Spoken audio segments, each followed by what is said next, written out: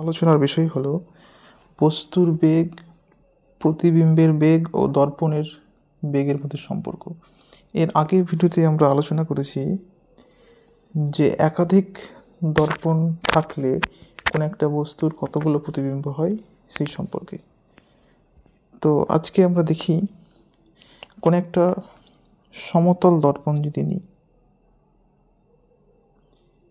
এই সমতল দর্পণের সামনে কোনো একটা বস্তু নিলাম, ও যেটাকে আমরা অবজেক্ট বা বস্তু বলছি, আর ধরে নিচ্ছি এর বেগ হচ্ছে ভিও, এটাকে ভেক্টর ফর্মে লিখলাম, আর তার ইমেজ আছে এরকম জায়গাতে, এবং ধরলাম সেটাকে আই দিয়ে প্রকাশ করছি, আর এর বেগটা হচ্ছে ভিআই, এটাকে ধরলাম এই দিকে, অর্থাৎ আমরা বেগগুলোকে একই দিকে ধরছি। আর এখানে যে দর্পণটা বা মিররটা আছে তার বেগ ভিএম, এবং এটাকে ধরলাম ডান দিকে। তো আমরা এখানে সমস্ত বস্তুগুলোকে গতিশীল ধরলাম, সমস্ত জিনিসগুলোকে গতিশীল ধরলাম, বস্তু এবং প্রতিবিম্ব এবং হচ্ছে দর্পণ। এবার এটা মিরর, তো এখানে এম লিখে দিতে পারি। এবার আমাদের কাজ এই ভিও, ভিআই এবং ভিএম এর মধ্যে সম্পর্ক স্থাপন করা। তো কিভাবে সেই সম্পর্কটা স্থাপন করব? তো আমাদের একটা জিনিস মনে রাখতে হবে যে দর্পণকে স্থির করা হলে, অথবা বলতে পারি স্থির দর্পণের সাপেক্ষে বস্তুর বেগ এবং প্রতিবিম্বের বেগ সর্বদা সমান হবে। তো আমাদের এখন কাজ হয়, তো এটা একটু লিখে দিচ্ছি আমরা একটু। এই জিনিসটা কিন্তু সব ক্ষেত্রে সত্যি এবং সব ক্ষেত্রে ভ্যালিড, যে স্থির দর্পণের সাপেক্ষে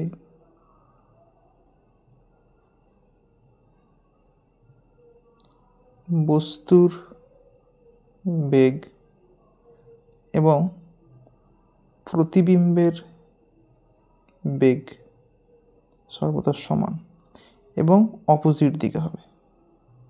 এই সূত্রটা সব জায়গাতে ভ্যালিড। তো আমাদের এখন কাজ হবে এই দর্পণটাকে স্থির করতে হবে, দিয়ে বস্তুর বেগ আর যেটা প্রতিবিম্বের বেগ আসবে সে দুটোকে নেগেটিভ সাইন দিয়ে ইকুয়াল করতে হবে। এখন যদি আমরা দেখি যে স্থির দর্পণের সাপেক্ষে কী জন্য এটা হয়, বস্তুর বেগ এবং প্রতিবিম্বের বেগ সমান হয়, তার কারণ হলো যে স্থির দর্পণ যদি আমরা ছবি আঁকি, তো স্থির দর্পণ এটা স্থির আছে, স্থির। তো স্থির দর্পণের সামনে যতটা দূরত্বে বস্তু রাখবো, ধরলাম এক্স দূরত্বে বস্তু রাখছি, এক্স দূরত্বে একটা বস্তু রাখলাম, ঠিক অতটা দূরত্বে পিছন দিকে কিন্তু প্রতিবিম্ব তৈরি হয়। অর্থাৎ একে যদি ওয়াই বলি, তাহলে এটা স্থির দর্পণের সাপেক্ষে সবসময় এক্স ইকুয়াল টু ওয়াই হয়।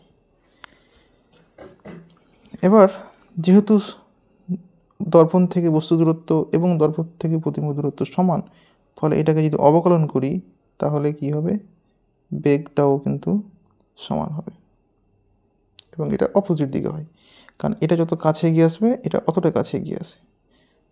তো এইভাবে আমরা এখানেও মাইনাস দেখতে পারি, এরকম টাইপের হয়।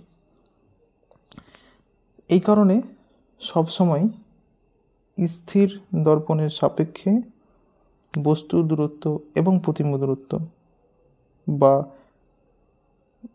বস্তুর বেগ এবং প্রতিবিম্বের বেগ সবসময় সমান হবে। তো আমাদের এখন কাজ এখান থেকে দর্পণটাকে আগে স্থির করা। তো আমরা দর্পণটাকে কিভাবে স্থির করব? তো দর্পণকে স্থির করার উপায় হচ্ছে, দর্পণের যতটা বেগ সামনে আছে দর্পণের সঙ্গে ঠিক ততটা বেগ উল্টো দিকে যুক্ত করে দিতে হবে, তাহলে নেট বেগটা 0 হয়ে যাবে, তখন এটা স্থির হয়ে গেল। এবং দর্পণের সঙ্গে যে কাজটা করলাম, অর্থাৎ নেগেটিভ দিকে ভিএম বেগ যোগ করলাম, ঠিক সেই কাজটা বস্তু এবং তার প্রতিবিম্বের ক্ষেত্রেও করতে হবে। ফলে আমরা কি করব, ও এর সঙ্গে উল্টো দিকে মাইনাস ভিএমকে যুক্ত করব। একই রকমভাবে আয়ের সঙ্গে উল্টো দিকে মাইনাস ভিএমকে যুক্ত করব। এবার এই যুক্ত করার ফলে নেট যে রেজাল্টটা পাওয়া যাবে বা লব্ধি যে বেগটা পাওয়া যাবে সেই ছবিটা আমরা নিচের দিকে একবার ড্র করব। তো এখানে লব্ধি যে বেগটা হবে তার ছবিটা হবে অনেকটা এরকম। তো এটা 0 হয়ে যাবে দেখতে পাচ্ছি, আর এটা ভিএম মাইনাস ভিও হয়ে যাবে। আমরা এদিকটাকে বড় ধরবো, তাহলে ভিও মাইনাস ভিএম হয়ে যাবে, আর এটা ভিআই প্লাস ভিএম হয়ে যাবে। আর সরি, একটা জিনিস আমি করতে ভুলে গেছি, এখানে মাইনাস করার দরকার নেই, যেহেতু আমরা ডাইরেকশনটা উল্টো দেখাচ্ছি, এখানে মাইনাস করতে হবে না,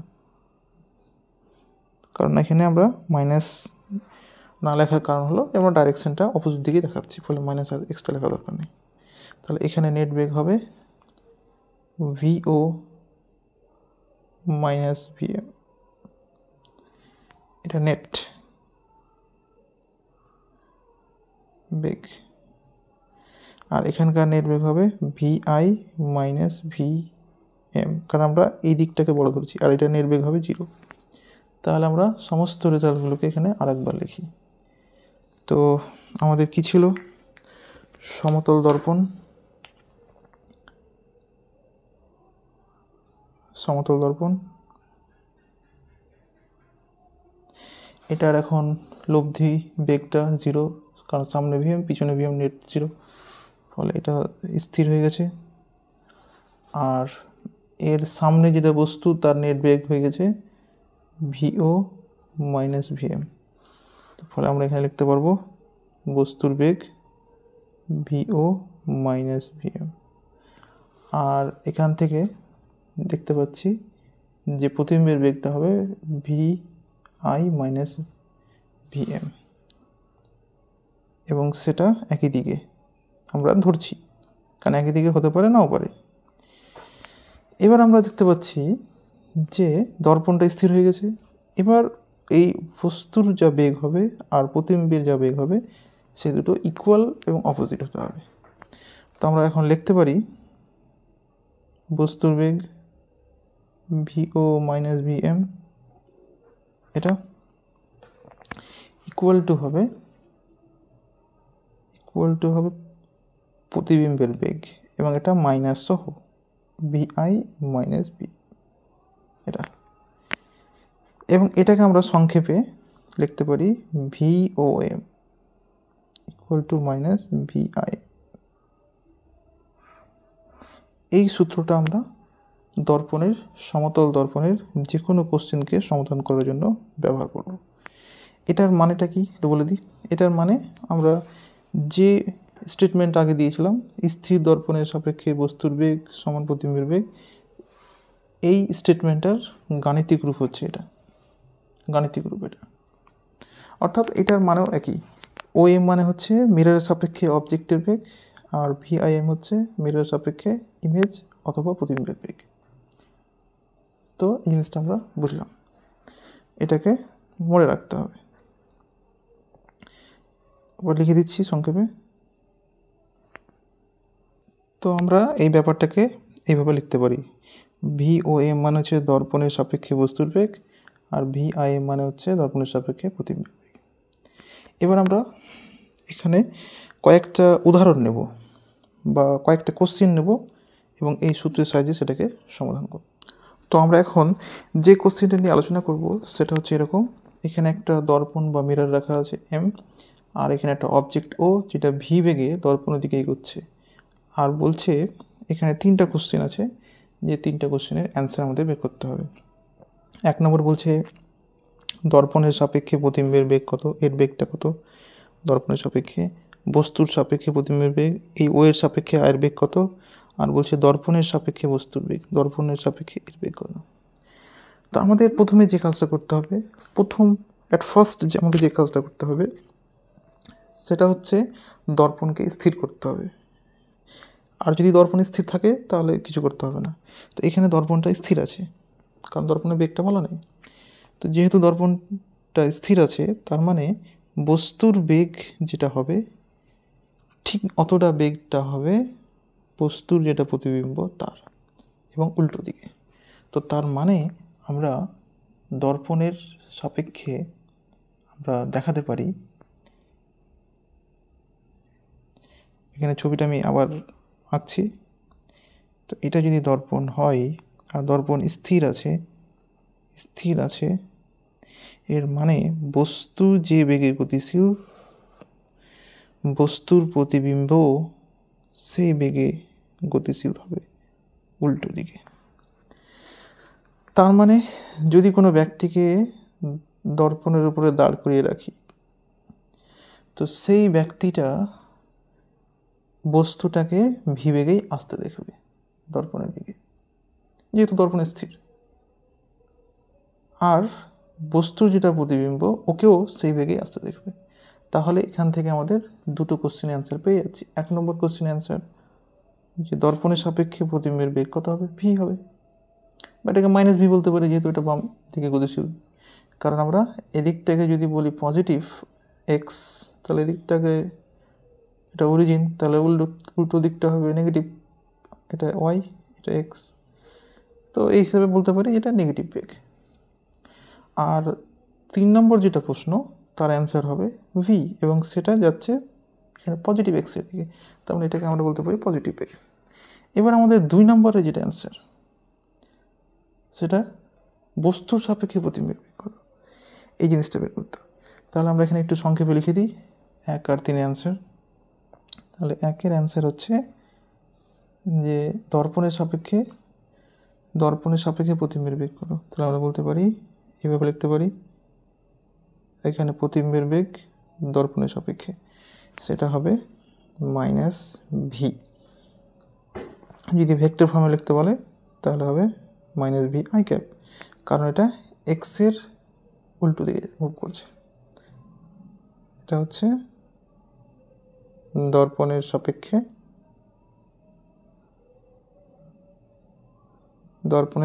প্রতিবিম্বের বেগ, এটা। এবার একই রকমভাবে আমরা 3 নম্বর যেটা কোশ্চেন, তারও অ্যান্সার সেম হবে। কারণ 3 নম্বর কোশ্চেন বলছে দর্পণের সাপেক্ষে বস্তুর বেগ কত। তো দর্পণ থেকে যদি দাঁড়িয়ে দেখি, তো বস্তু যেটা বেগ অরিজিনাল সেটাই পাবো দেখতে। তার মানে ভি ও এম, এটা যদি ভেক্টর ফর্মে দেখি কী হবে, বেগের মান ভি, আর দিক কোন দিকে, ধনাত্মক এক্সের দিকে, কারণ এটা এদিকে আর এটা ওইদিকে। তাহলে ভি আই ক্যাপ, এটা হচ্ছে দর্পণের সাপেক্ষে বস্তু লিখতে পারি। হ্যালো, এবার হচ্ছে 2 নম্বর কোশ্চেন অ্যান্সার আমরা লিখব।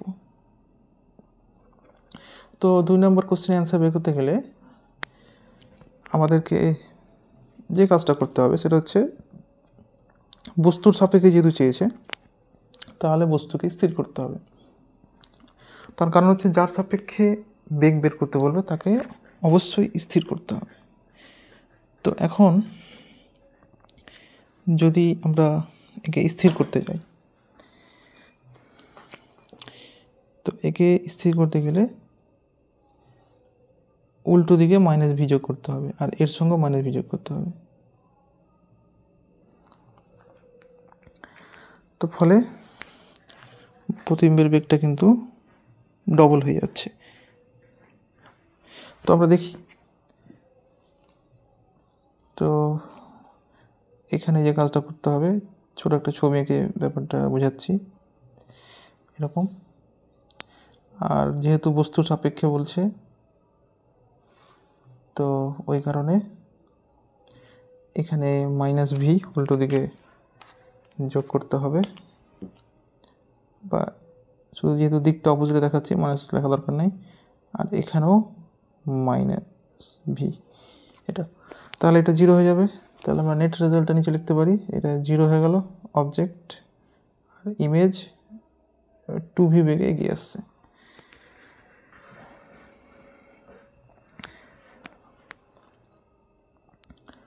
তো এটা হয়ে গেল। তো আমরা এখানে তাহলে বলতে পারি যে বস্তুর সাপেক্ষে প্রতিবিম্বের বেগ হবে দ্বিগুণ।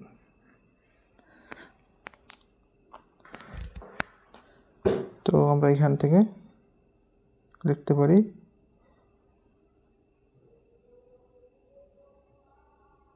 বস্তুর সাপেক্ষে প্রতিবিম্বের বেগ সমান হবে -2v বা ভি, বা এখানে লিখতে পারি 2v লিখলেও হবে, ঠিক আছে। এখানে আমরা দিকটা দিতে পারি -2v। পরে 2 নম্বর কোশ্চিনটা সমাধান করব। তো এখানে যে কোশ্চিনটা দেওয়া আছে, এখানে একটা দর্পণ দেওয়া আছে যেটা 2 মিটার/সেকেন্ড বেগে গতিশীল, আর একটা বস্তু আছে যেটা 4 মিটার/সেকেন্ড বেগে গতিশীল। তো বলছে এখানে যে প্রতিবিম্বটা তৈরি হবে তার বেগ দর্পণের সাপেক্ষে কত, বা বস্তুর বেগটা দর্পণের সাপেক্ষে কত, বা বস্তুর সাপেক্ষে প্রতিবিম্বের বেগ কত। এখানে আগের মতো আমাদের 3টে কোশ্চিনের অ্যান্সার বের করতে হবে। তো আমরা একই নিয়মে আবার এই কোশ্চিনটাকে সমাধান করব। তো আমাদের প্রথম কাজ হবে দর্পণকে স্থির করে দেওয়া।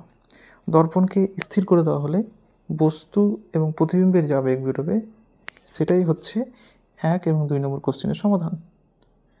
তো আমরা দেখি কীভাবে বের করব। তো দর্পণকে স্থির করতে গেলে কি করতে হবে, দর্পণে যা বেগ ঠিক অতটা বেগ অপোজিটে যুক্ত করতে হবে, তাহলে এটা নেট বেগ 0 হয়ে যাবে। আর দর্পণে যা যা করবো বাকিগুলোর ক্ষেত্রে একই কাজ করতে হবে, এখানেও সেম কাজ করতে হবে। এবার নেট রেজাল্টগুলোকে আমরা নেক্সট পেজে আবার লিখি। তো আমরা লব্ধি বেগগুলোকে যদি লিখি তো কি হবে দেখতে পাচ্ছি এখানে 4 এদিকে 2 এদিকে, তাহলে লব্ধি কত হবে, বিয়োগফল, কারণ এখান থেকে এটা বিয়োগ হবে 2, তো এখানে আমরা 2 লিখেছি। আর এখানে এদিকে 2 এদিকে 2, তো লব্ধি 0, এটা এখানে 0 লিখেছি। আর এখানে একটাই বেগ আছে সেটা রেখে দিয়েছি।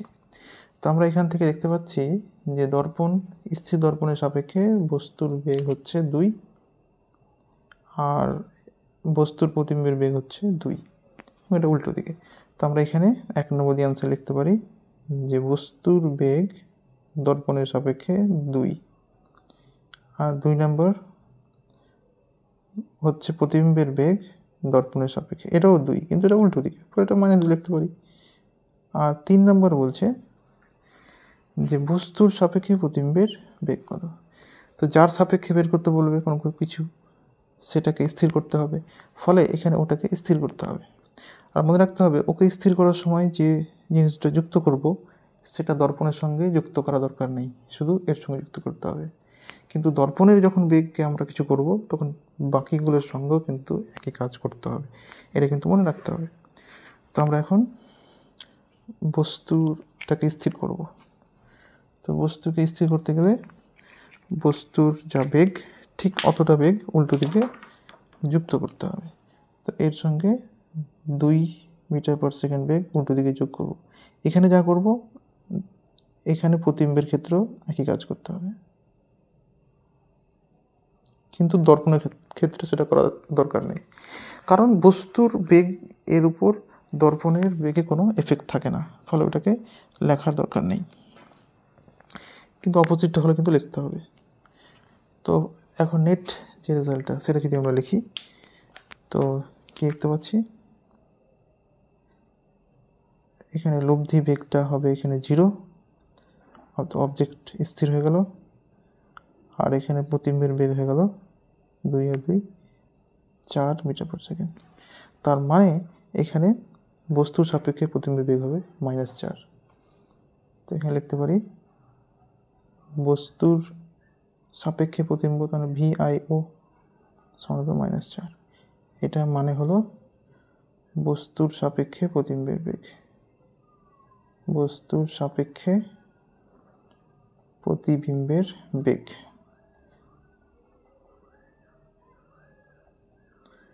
লিখতে পারি। এরপর বিকল্প পদ্ধতির সাহায্যে আমরা সেই উত্তরগুলোকে, অর্থাৎ আগের যে 3টা কোশ্চিন ছিল যে দর্পণের সাপেক্ষে বস্তুর বেগ, দর্পণের সাপেক্ষে প্রতিবিম্বের বেগ, সেই মানগুলো আমরা বের করব অন্য মেথডে।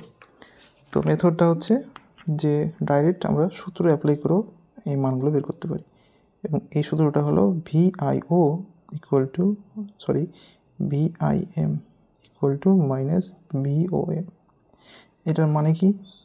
এটার মানে হলো যে দর্পণের সাপেক্ষে m, দর্পণের সাপেক্ষে প্রতিবিম্বের বেগ সমান দর্পণের সাপেক্ষে বস্তুর বেগ এবং অপোজিট দিকে। আমরা এটা এই সূত্রটা ডাইরেক্ট অ্যাপ্লাই করে আমরা এই মানগুলো বের করব। তো এখানে যেটা বলেছে দর্পণের সাপেক্ষে বস্তুর বেগ চেয়েছে, তার মানে VOMটা চেয়েছে। তো আমরা এখন VOM এর মানটা বের করব। তো VOM মানে কি সেটা আমরা ডান দিকে একটু লিখে নিই।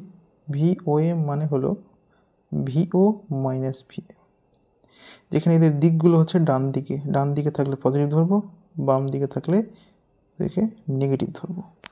তো আমাদের যে কোশ্চিনটা সেখানে যদি দেখতে পাই, কোশ্চিনটা কী ছিল, যে একটা বস্তু 4 মিটার পার সেকেন্ড বেগে চলছিল। সরি, এখানে 2 যোগ করে একটু গন্ডগোল হয়ে গেছে। তো অরিজিনাল যেটা কোশ্চিন সেখানে 4 ছিল আর এখানে 2 ছিল। তো আমি কোশ্চিনটাকে নাহলে আরেকবার লিখে নিচ্ছি। তো অরিজিনাল কোশ্চিনটা ছিল এরকম, যেখানে বস্তু দেওয়া ছিল যেটা 4 মিটার পার সেকেন্ড বেগে গতিশীল, দর্পণটা 2 মিটার পার সেকেন্ড বেগে ডান দিকে গতিশীল। এবার বলেছে যে দর্পণের সাপেক্ষে বস্তুর বেগ কত, তার মানে VOMটা চেয়েছে। তো VOM বের করতে গেলে কি কি মান লাগবে, এই যে এখান থেকে দেখতে পারি VO লাগবে, মানে অবজেক্টের বেগ। তো অবজেক্টের বেগে 4 দেওয়া আছে এবং ডান দিকে আছে, তাহলে এটা আমরা মানটা পজিটিভ। মাইনাস VM লাগবে কত, 2, কোন দিকে, এটাও ডান দিকে, তাহলে এটাও হচ্ছে পজিটিভ, তাহলে বিয়োগ করে কত হচ্ছে 2। তার মানে দর্পণের সাপেক্ষে বস্তুর বেগ হবে 2 মিটার পার সেকেন্ড, যেটা আমরা একটু আগে বের করলাম, একই অ্যান্সার, এই যে 2 মিটার পার সেকেন্ড। এরপরে আমাদের চেয়েছে, এটা 1 নম্বর কোশ্চেনের সমাধান। 2 নম্বর বলছে দর্পণের সাপেক্ষে প্রতিবিম্বের বেগটা চেয়েছে VIM। আবার এটাকে আমরা ভেঙে লিখতে পারি VI মাইনাস VM। এবার মানগুলোকে আবার আমরা দিক সহ বসাবো। তো VI মানে হচ্ছে প্রতিবিম্বের বেগ আর VM মানে হচ্ছে দর্পণের বেগ। তো এখানে প্রতিবিম্বের বেগটা দেওয়া নেই, ওটা বের করতে হবে। আচ্ছা, তো আমরা এক কাজ করতে পারি, আমরা এই সূত্রটাকে নিচে লিখে দিচ্ছি, VIM মাইনাস VOM। তো এখানে আমরা মানগুলোকে বসাই, VI মাইনাস VM লিখতে পারি। এটা হচ্ছে আপেক্ষিক বেগের সূত্র থেকে লেখা যায়, equal to minus VO minus VM। এখানে মাথায় ভেক্টরগুলো হবে, ওগুলো আমি লিখছি না এখানে। VIটা চেয়েছে, বের করতে হবে। VM দেওয়া আছে কোন দিকে, 2, এবং সেটা ডান দিকে, তাই এটা পজিটিভ মান। মাইনাস অবজেক্টের বেগ 4 ডান দিকে, এটা পজিটিভ। মাইনাস আবার দর্পণের বেগ 2, সেটা ডান দিকে পজিটিভ। এবার এটাকে হিসাব যদি করি কী বেরোবে, 2 মাইনাস 2 আর এখানকার 2। সরি, একটু কোথাও মনে হয় মিস্টেক হলো,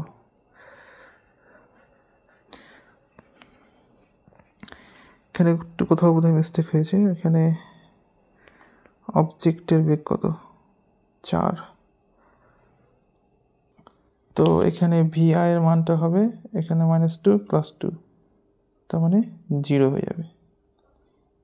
এই VI এর মানটাকে আমরা এখানে লিখে দেবো, তাহলে 0 আর VM হচ্ছে 2, তাহলে হচ্ছে -2 মিটার পার সেকেন্ড, যেটা আমরা এর আগে বের করেছি, -2 মিটার পার সেকেন্ড। এরপরে আমাদের লাস্ট যে অ্যান্সারটা রয়েছে VIO। তো VIOটা কীভাবে বের করব, তো VIO মানে কি, আমরা এখানে 3 নম্বরটা অ্যান্সার বের করছি। 3 নম্বর কোশ্চেনটা VIO অর্থাৎ বস্তুর সাপেক্ষে প্রতিবিম্বের বেগ, বস্তুর সাপেক্ষে প্রতিবিম্বের বেগ সমান কত হবে VI মাইনাস VO। তাহলে আমাদের কাছে VI আছে, বের করলাম 0, দেখতে পাচ্ছি 0, আর VO হচ্ছে 4, অ্যান্সার হচ্ছে -4 মিটার পার সেকেন্ড। যদি অ্যান্সারটা মিলাই দেখতে পাচ্ছি মিলে যাচ্ছে। তো আমরা এইভাবেও কিন্তু করতে পারি, ডাইরেক্ট সূত্র অ্যাপ্লাই করে, এই সূত্রটা অ্যাপ্লাই করে করতে পারি, অথবা আমরা এখানে আপেক্ষিক বেগটা, অর্থাৎ যার সাপেক্ষে বেগ বের করতে বলবে সেটাকে স্থির রেখেও কিন্তু আমরা বেগটা বের করতে পারি। তো এখন আমরা যে কোশ্চেনটা নিয়ে আলোচনা করব সেটা হচ্ছে এরকম, বলছে দর্পণকে যদি থিটা কোণে ঘোরানো হয় তাহলে প্রতিফলিত রশ্মিটা ঘুরে যাবে 2 থিটা কোণে, সেটাকে ব্যাখ্যা করতে হবে অথবা সেটাকে প্রমাণ করে দেখাতে হবে। তো সেটাকে আমরা কিভাবে প্রমাণ করব? তো সেটার জন্য প্রথমে আমরা একটি সমতল দর্পণের ছবি আঁকবো। এটা হচ্ছে একটা সমতল দর্পণ। এবার এই সমতল দর্পণে একটি আলোক রশ্মি আপতিত হচ্ছে, এটা হচ্ছে আপতিত আলোক রশ্মি, আর এটা হচ্ছে অভিলম্ব, এটা আপতন কোণ আই। তো আপতন কোণ যত হবে প্রতিফলন কোণ ঠিক অতটাই হবে, এটা হচ্ছে প্রতিফলনের সূত্র অনুসারে। এবার আমরা দর্পণটাকে থিটা কোণে ঘুরিয়ে দেবো। আচ্ছা, তার আগে আমি একটা জিনিস লিখে দিই, এটা হচ্ছে আপতিত রশ্মি ইনসিডেন্ট রে আই, এটা হচ্ছে রিফ্লেক্টেড রে। এবার আমরা দর্পণটাকে থিটা কোণে ঘোরাবো।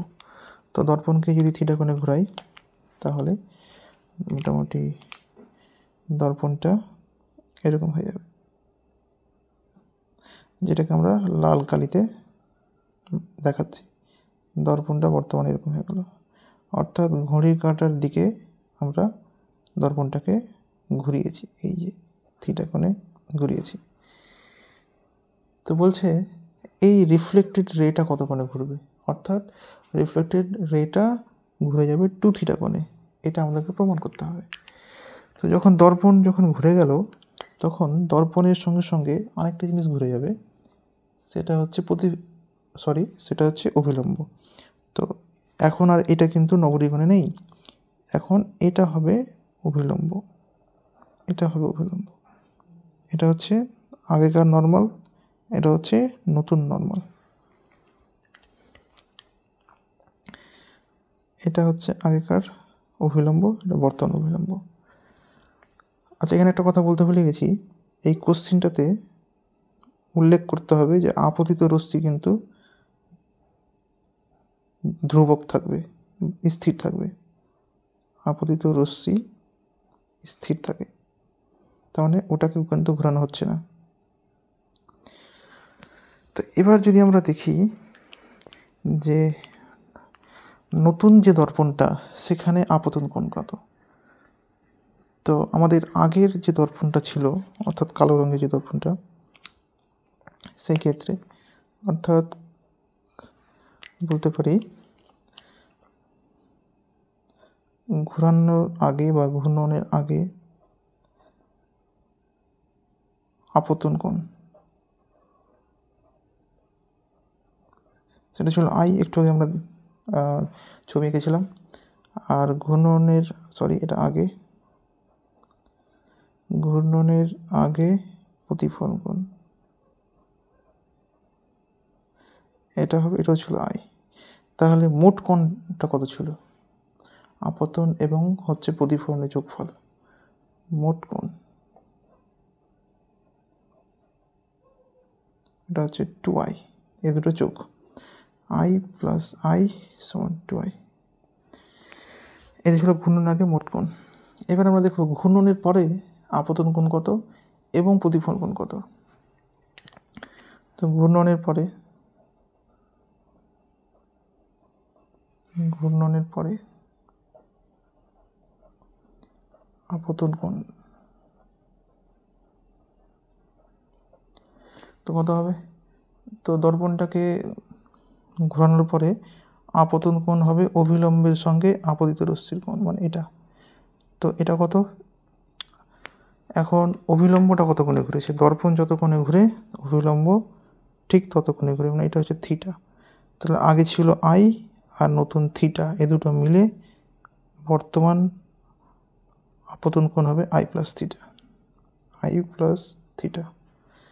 আর আপতন কোণ যত হবে প্রতিফলনের সূত্র অনুসারে প্রতিফলন কোণও কিন্তু সেম হবে। তো আমরা বলতে পারি এখানে প্রতিফলন কোণ এটাও হবে আই প্লাস থিটা। তাহলে ঘূর্ণনের পরে মোট কোণটা কত? ঘূর্ণনের পরে মোট কোণ মানে আপতন এবং প্রতিফলনের যোগফলটা মোট কোণ, সেটা হবে 2i প্লাস থিটা। তাহলে ঘূর্ণনের আগে মোট কোণ ছিল 2i আর ঘূর্ণনের পরে মোট কোণ হলো 2 ইন্টু আই প্লাস থিটা। তাহলে নতুন কতটা কোণ বৃদ্ধি পেল সেটা আমরা বের করবো। অতএব আমরা বলতে পারি কোণের বৃদ্ধি, তো কোণের বৃদ্ধি হবে নতুন যে কোণটা হলো মাইনাস প্রাথমিক কোণ। এটা যদি আমরা বিয়োগ করি তো উত্তর আসবে 2i plus 2 theta minus 2i, এটা ক্যান্সেল, পেলাম 2 থিটা। তাহলে আমরা দেখতে পাচ্ছি যে কোণের বৃদ্ধিটা হচ্ছে 2 থিটা, অর্থাৎ দর্পণকে থিটা কোণে যদি ঘোরানো হয় তাহলে নতুন করে যে কোণটা বৃদ্ধি পাচ্ছে মোট কোণটা সেটা হচ্ছে 2 থিটা। তাহলে এই কোণটা কোন রশ্মির ফলে বৃদ্ধি পেয়েছে বা কোন রশ্মির ঘূর্ণনের ফলে বৃদ্ধি পেয়েছে? যেহেতু এটা ফিক্সড তাহলে যে কোণটা বৃদ্ধি পেয়েছে সেটা শুধুমাত্র পেয়েছে যেটা প্রতিফলিত রশ্মি তার ফলে। অর্থাৎ আমরা বলতে পারি যে এই 2 থিটাটা হচ্ছে প্রতিফলিত রশ্মির ঘূর্ণনের ফলে সৃষ্টি কোণ।